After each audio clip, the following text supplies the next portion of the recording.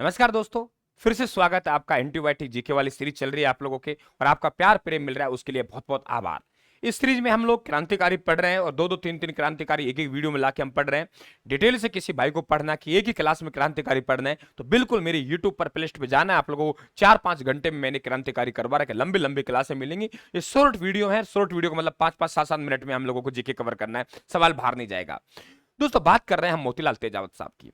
इनका जन्म हुआ 1887 में हुआ, कोलियारी गांव उदयपुर में हुआ। 1882 में विजय सिंह पथिक का जन्म हुआ। 1884 में साधु सीताराम दास का जन्म हुआ। साधु सेठ नहीं हो सकता, 1884 में ही सेठ दामोदर दास राठी का जन्म हुआ। 1887 मोतीलाल तेजावत जन्म हुआ और 1889 में जमलाल बजाज का जन्म होगा।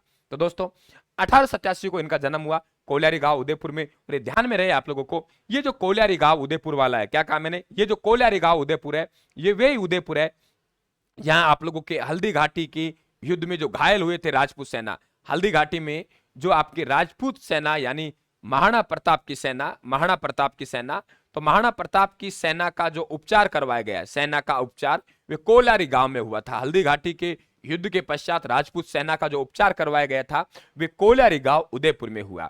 अब अच्छा क्वेश्चन बनता है कि मोतीलाल तेजावत साहब को हम लोग आदिवासियों का भाऊजी कहते हैं, आदिवासियों का मसीहा कहते हैं, तो ऐसा क्या कर दिया कि उन्हें आदिवासियों का भाऊजी कहते हैं, आदिवासियों का मसीहा कहते हैं। दोस्तों आदिवासियों के दुख दर्द वाले समझने वाले कोई व्यक्ति अगर अपने संतान का या किसी का दुख दर्द को समझेगा तो वे भाऊजी होता है, वे पिताई होता है। तो इन्होंने क्या किया, आदिवासियों के लिए एक 21 सूत्रीय मांग तैयार की। कितना सूत्रीय? 21 सूत्रीय मांग तैयार की और 21 सूत्रीय मांग को मेवाड़ सरकार के समक्ष रखा गया, जिसे मेवाड़ की पुकार कहते हैं। मैं यहां एक बात और जोड़ना चाहूंगा जो आपको दिक्कत पैदा करता है, ये ध्यान रखना। एक पुस्तक है मेवाड़ में वर्तमान शासन व्यवस्था, गलती मत कर देना।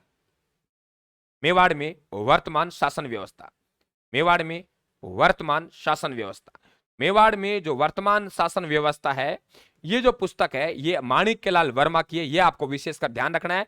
दोनों पुस्तकों में स्टूडेंट कई बार कंफ्यूज हो जाता है, तो आपको कतई कंफ्यूज नहीं होना।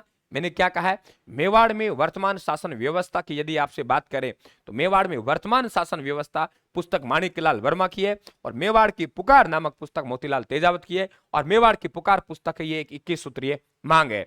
तो 21 सूत्रीय मांग जिसे हम मेवाड़ की पुकार कहते हैं, इसे सरकार के समक्ष रखा, जिसमें आदिवासियों के दुख दर्द से संबंधित मांगे हैं। तो क्लियर सी बात हुई, आदिवासियों के दुख दर्द से संबंधित जो मांगे रखी उसे मेवाड़ की पुकार कहते हैं। और ऐसा काम तो पिताजी कर सकता है, इसलिए इसे आदिवासियों का मसीहा कहते हैं और आदिवासियों का भाऊजी कहते हैं, आदिवासियों का पितामह कहते हैं। तो ये ध्यान रखें आप लोग।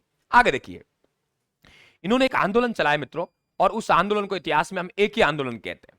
क्या कहते हैं? एक ही आंदोलन। तो इनके द्वारा चलाया गया वे एक ही आंदोलन वे है जो आप लोगों को भील और गरासिया उनको संगठित करने का प्रयास किया। जो मैंने आप किसान आंदोलन, जनजातीय आंदोलन बात कर रहा हूं, तो एक ही आंदोलन का नेतृत्व किया। और सबसे इंपॉर्टेंट जो पुस्तक है वे ये पुस्तक है इनकी, हाकिम और हुकुम नहीं, यानी सॉरी इनका नारा था, ये कह रहे हैं मैं हाकिम को भी नहीं मानता और हुकुम को भी नहीं मानता, मेरी नजर में हाकिम और हुकुम नहीं है। बढ़िया सवाल पूछेगा, हाकिम और हुकुम नहीं का नारा किसने दिया? आप उत्तर देंगे मोतीलाल तेजावत ने दिया। हाकिम और हुकुम नहीं है, इसका नारा किसने दिया? मोतीलाल तेजावत साहब ने दिया। तो इनका जनजाति के रूप में क्या योगदान था, एक आंदोलन अलग से पढ़ चुके हैं। तो इनका व्यक्तित्व देखा है हम लोगों ने यहाँ कि क्रांतिकारी के रूप में क्या योगदान है। मित्रों चैनल को सब्सक्राइब कर लेना, टेलीग्राम पे हमारी पीडीएफ पड़ी हुई है तो वहां से आप ले लें, तो आप लोगों के राजवंश इतिहास अलग अलग एक साथ ही उसका प्रिंट निकलवा लें आप लोग। ठीक है, धन्यवाद, थैंक यू। लगातार सीरीज में बने रहे। राम राम साहब।